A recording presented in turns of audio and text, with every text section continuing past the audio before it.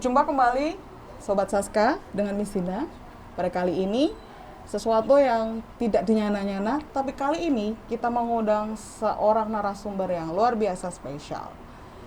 Bapak Suyanta, Kepala Cabang Dinas 7. Oke. Apa kabar Pak? Alhamdulillah baik. Sehat Pak? Sehat. Ya. Semuanya ya. Dan hari ini kita akan ngobrolin sesuatu yang sangat mengena buat Sobat Saska semuanya. Dan harapannya ini menjadi informasi yang bermanfaat untuk kita semua. Baik itu Bapak Ibu Guru, untuk siswa maupun bagi orang tua dan masyarakat.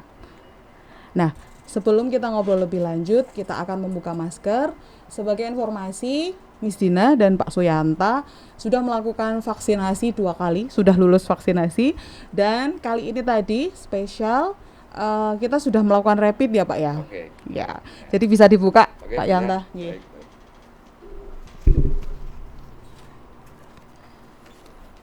Ya, pertama-tama terima kasih Pak Yanta sudah bisa hadir ke podcast Saska, ketemu dengan para Sobat Saska di tempat ini.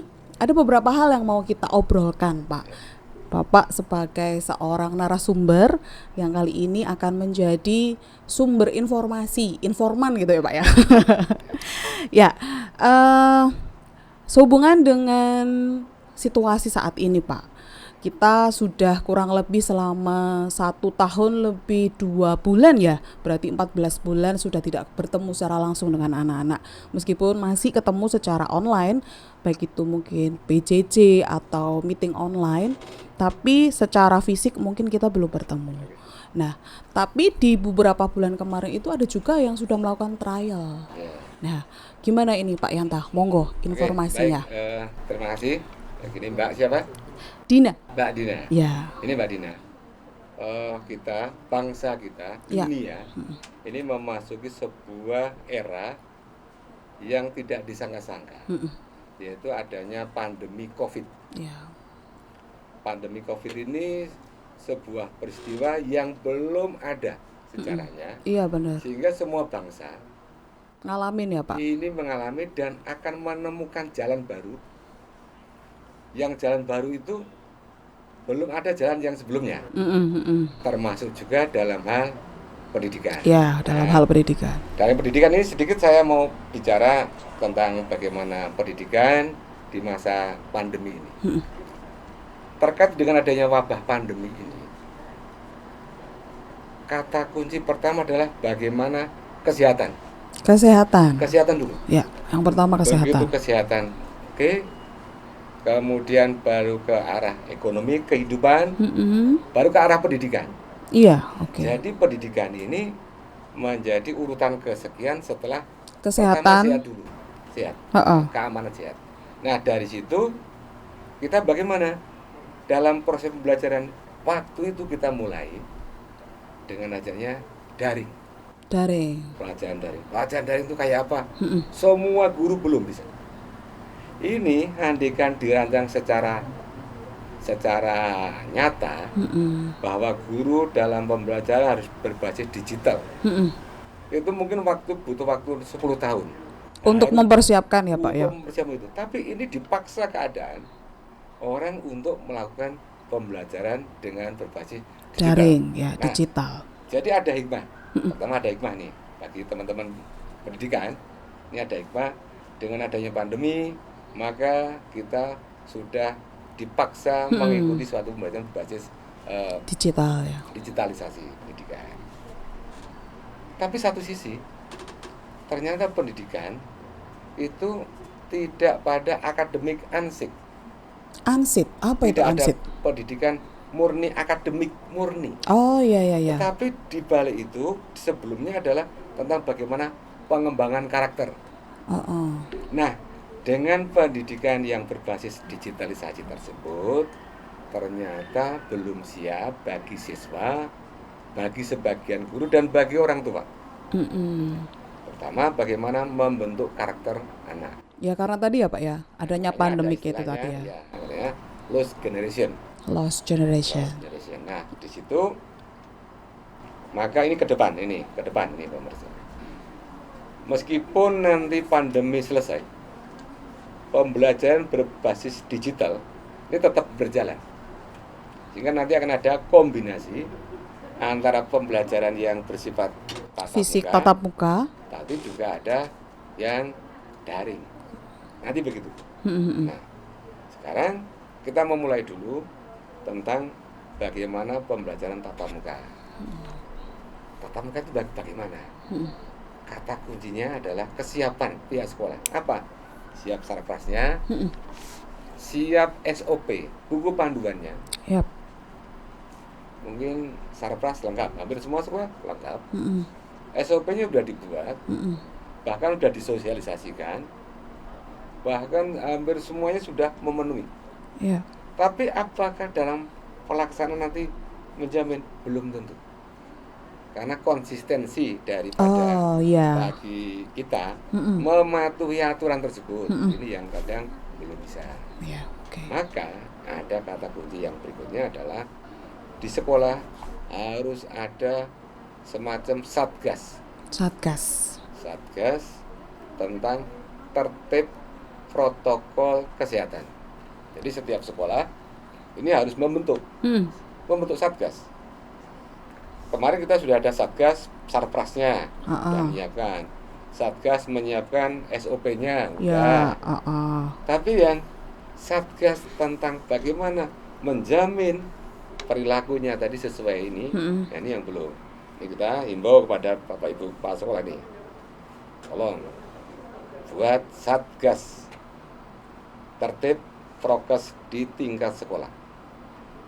Mereka, teman-teman kita ini mohon untuk diberi tanda khusus, misalkan memakai seragam khusus atau memakai atribut khusus, pin gitu ya Pak ya, boleh pin, apa aja, boleh kayak semacam apa itu PMR itu ya, pin gitu, bahwa ini dia adalah yang bertugas mengingatkan manakala kita lupa memakai masker pada jarak yang berdekatan atau di tempat ramai, diingatkan. Kita habis pegang ini, nanti setelah ini kita harus cuci tangan kan ya, minimal hand sanitizer. Ini kalau enggak diingatkan. Terus kita diingatkan untuk jaga jarak dan lain-lain. Ini tim ini penting. Seperti polisi lalu lintas. Nah, seperti polisi lalu lintas. Oh, ini mana ini? Berkendaraannya bagaimana? Ini dalam perilaku kehidupan. Pokoknya tugasnya ingetin aja ya Pak ya. Pakai masker. Gitu. Cuci tangan. Tapi ya yang bersahabat lah. Iya. Begitu, Mbak. Ya. Jadi saya garis bawahi tadi Bapak menyampaikan bahwa adanya pandemi ini itu mengharuskan, membuat orang itu terpaksa di bidang kesehatan, kemudian di perekonomian dan di bidang pendidikan. Ini harus berubah karena situasi belum pernah terjadi sebelumnya. Nah, imbasnya di dunia pendidikan itu membuat kita harus berpikir keras bagaimana menjembatani itu semua. Lahirlah digitalisasi hari-hari ini. Nah, gitu. Tapi tadi Pak Yanta sampaikan bahwa adanya kurang siapan. Nah, kalau dari Pak Yanta sendiri, Pak, kira-kira masukan untuk Bapak Ibu guru. Ini, terima kasih. Ini sekalian. Oke, ini data yang berbicara ya. Bahwa di Jawa Tengah ini sudah mengadakan untuk tingkat SMA SMK. Itu mengadakan uji coba pembelajaran tatap muka. Jadi setiap kabupaten kota ini ada satu SMA, satu SMK. Ini tahap pertama. Oke. Satu tahap SMA. Kedua ditambah satu SMA lagi, satu SMK lagi. Ya. Dan ini bergabung juga dengan Kemenak, dengan Dikdas, begitu. Akhirnya menjadi banyak. Ibaratnya satu kabupaten saja ada 2 MTS, 2 MA, 2 SMK, ya 2 SMA, 2 SMA, 2 SMP. Berarti ada berapa itu? 10. Ya. 10 tiap kabupaten sekolah sudah mengadakan ini. Fakta mengatakan bahwa sekolah yang menjalankan uji coba PTN tidak ada kasus COVID. Oh, sebuah Ada. penemuan ya Pak? Ya. Data ini. Tetapi sekolah yang tidak menjalankan PTM, Mm-mm. beberapa gurunya bertumbangan positif COVID. Apa yang Oke. membedakan ini? Nah, Ini, ibaratnya gini ya. Ini saya gambarkan. PTM ini adalah sebuah ruang. Siapapun yang masuk di situ harus memakai disiplin COVID secara tinggi, ketat, ketat dia. Ini frame. Jadi seperti automatically. Orang begitu masuk pada sistem uji coba PTM, maka semuanya langsung siap tertib. syarat utama berarti. Syarat Artinya sudah utama. terkondisikan. Ha. Nah, kondisikan. Sementara kalau sekolahan yang tidak PTM, Mm-mm. ternyata tingkat kedisiplinan terhadap protokol kesehatan rendah. Oke. Pertanyaannya kenapa? Kenapa ini yang PTM kok bisa masuk ke frame disiplin prokes tinggi? Mm-mm. Satu, disiapkan dengan matang. Mm-mm. Kedua, ada kesadaran tinggi. Ketiga, monitoring. Nah, monitoring ini penting. Mm-mm. Monitoring baik dari internal maupun eksternal. Mm-mm. Dan eksternal itu ya kita dari teman-teman kita, dari gugus tugas monitoring, Oh ya. dari Pak Bapak Ibu yang terhormat Dewan monitoring. Dan tentunya itu harus dalam waktu berkala ya Pak. Nggak boleh Ya. sekali, dua Oh, kali ya, aja. terus Pak, Harus ini berkala. kontinu, Oh, oh, ada oh. gantian dari dinas pendidikan, Mm-mm. dari level-level itu mengadakan monitoring pelaksanaan itu. Nah, ternyata orang kalau terawasi Iya. ini akan berbicara akan Habitualnya lebih, ya, dia lebih alert ya, gitu ya. oke. Nah, bagaimana kita tidak terawasi secara real, Mm-mm. tetapi terawasi secara digital? Mm-mm. Nah, kami cabang dinas wilayah 7, Mm-mm. semua sekolah yang melakukan uji coba PTM ini kami minta akses poin ke CCTV-nya. CCTV sekolah. Oke. Jadi kita pintu gerbangnya dari halaman kedatangan. Itu semua Pak. Semua. Kita Semua. minta akses, tapi tidak semua akses CCTV di sekolahan. Hanya kita minta pada tempat-tempat tertentu. Ya. Satu, tempat kedatangan. Oh ya. Kedua, ruang kelas. Ketiga, ruang guru. Karena itu salah satu gerbang ya Pak ya. Ya. Salah satu gerbang di mana banyaknya kerumunan masuk. Nah, dari situ Misalnya. kan tidak perlu, mungkin kan kesibukan dinas-dinas kan tinggi, sehingga kan tidak bisa setiap hari Nggak untuk perlu. monitoring. Ya. Nah, maka kita bisa monitoring sampai saat dengan CCTV tersebut. Nah, akhirnya misalnya ada ini SMA X Sukoharjo, ada guru sampean yang Tidak mengenakan prokes. masker, Nah, tidak itu mengenakan masker. misalnya. Tolong ingatkan. Heeh. Tim satgasnya mencari itu. Ini yang berjalan dengan baik. Dengan demikian, nah, ini apa implikasinya? Kalau sekolah yang belum menjalankan uji coba tatap muka, banyak yang positif. Oh gitu. Tetapi Ya. sekolah yang mengadakan uji coba tatap muka tidak ditemukan adanya yang positif itu. Gurunya lah, kita bicara gurunya ya. Ya, kita bicara gurunya saja yang Guru aja. setiap hari rawuh ya Pak ya istilahnya gitu. Nah, akhirnya apa? Ya kita sebetulnya mengusulkan, toh ini kebijakan itu ada di atasan kita. Ya. Nah, ini ya kita makin gerakannya akan semakin memperluas. Tapi memperluas itu harus hati-hati, ada kehati-hatian. Begitu kita perluas untuk tatap muka supaya tadi sekaligus pencegahan COVID. Kan di situ.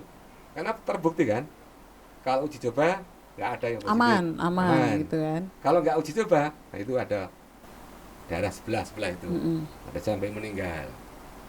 Positif 1 jadi 5 jadi 15 jadi ini kan itu terjadi. Nah, mudah-mudahan dengan mengikuti uji coba PTM itu orang sudah masuk pada frame disiplin tinggi. Nah, gitu.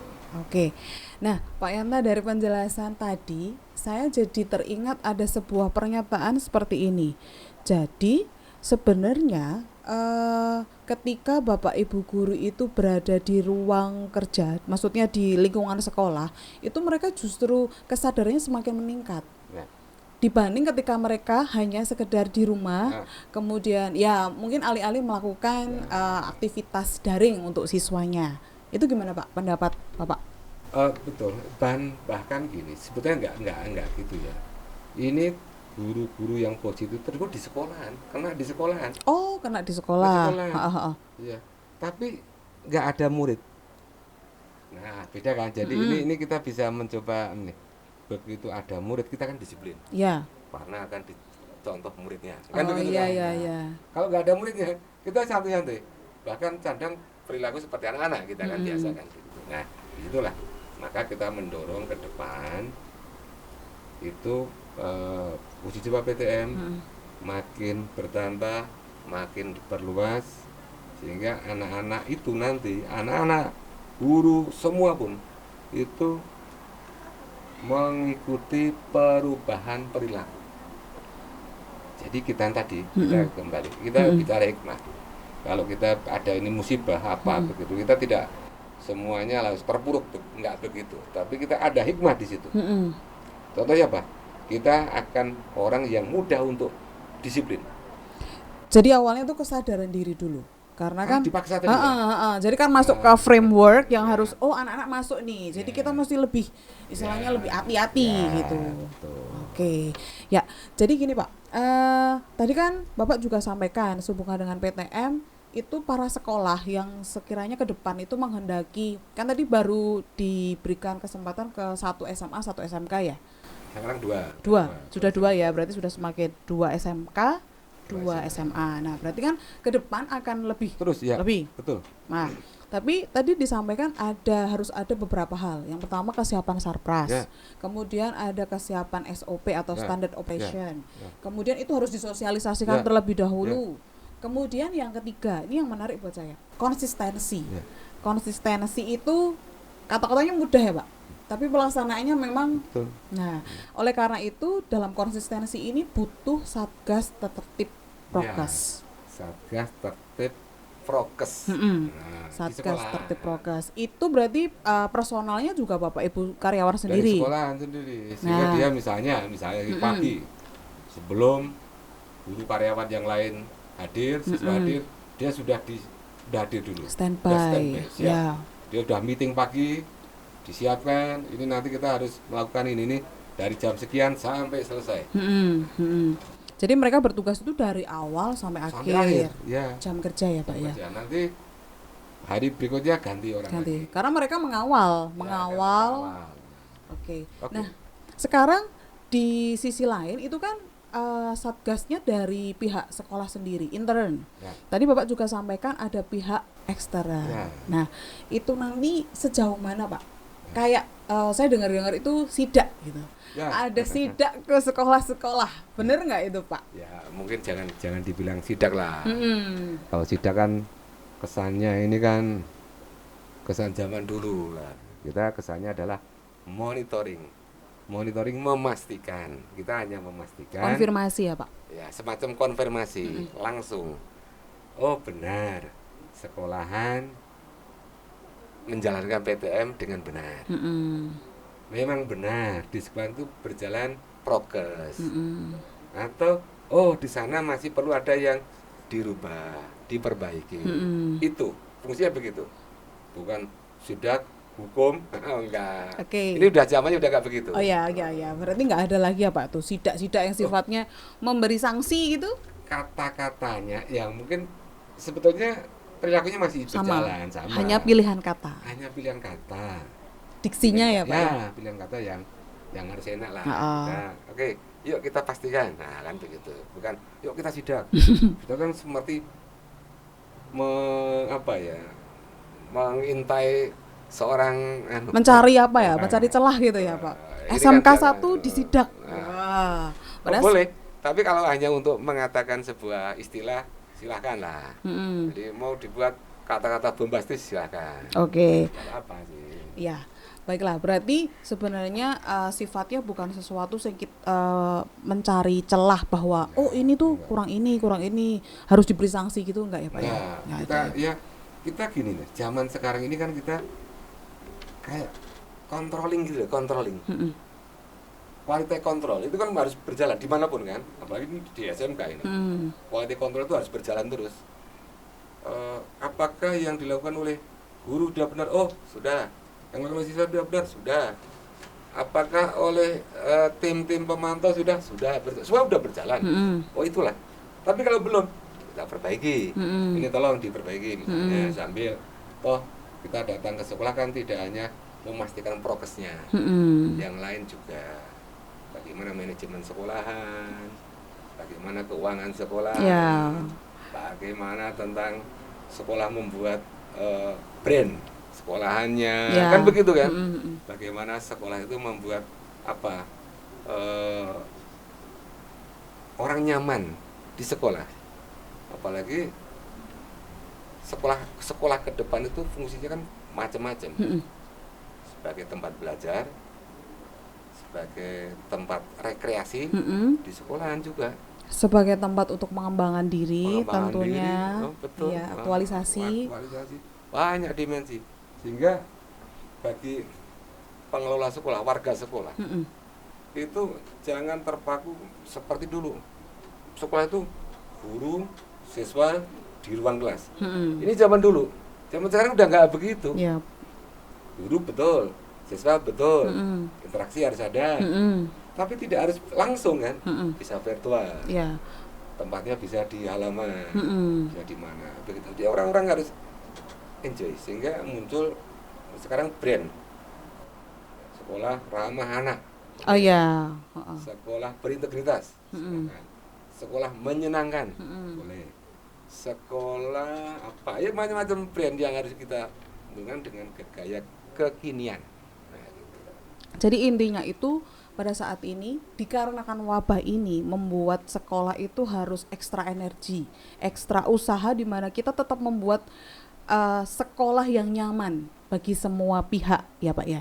Baik itu bagi warganya, Bapak Ibu gurunya, dan yang paling utama mestinya bagi murid-muridnya gitu ya Pak ya. Betul. Oke, nah terakhir Pak Yanta sebelum kita mengakhiri podcast kali ini, pesannya Pak, satu untuk Bapak Ibu guru sehubungan dengan digitalisasi pelaksanaan pembelajaran daring supaya lebih efektif. Karena saya lihat itu ya mestinya tidak seefektif dengan tatap muka ya Pak ya. Itu yang pertama. Yang kedua, pesan buat anak-anak, Ya. khususnya untuk Sobat Saska semuanya. Monggo Pak. Terima kasih kepada sahabat saya, sahabat pendidik, Bapak Ibu guru. Kita patut bersyukur ada hikmah di balik pandemi. Akhirnya kita bersama-sama bisa membuat lompatan Ya. sebuah pembelajaran, yaitu dengan digitalisasi pendidikan. Ini harus bersyukur. Apa semua guru sudah? Belum. Mengarah ke sana. Bapak Ibu harus belajar terus bersama-sama. Ini dari pemerintah Jawa Tengah sudah ada dolmen, ada pembacaan BPTIK. Ini banyak ini. Silahkan Bapak Ibu tetap belajar berkreasi. Untuk siapa? Untuk Bapak Ibu sendiri dan terutama pada anak-anak kita. Ini yang pertama. Yang kedua, bahwa ini kepada siswa juga, semua warga sekolah, tentang PTM ini, tentang pandemi ini.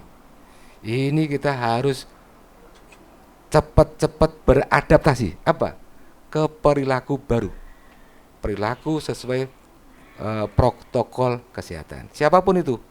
Ini kita dipaksakan. Negara yang maju adalah negara yang dipaksa dengan perubahan. Perubahan itu harus memaksa. Ini seperti ini. Kita dipaksa oleh siapa? Dipaksa oleh COVID. Nah, untuk itu mari kita sadar.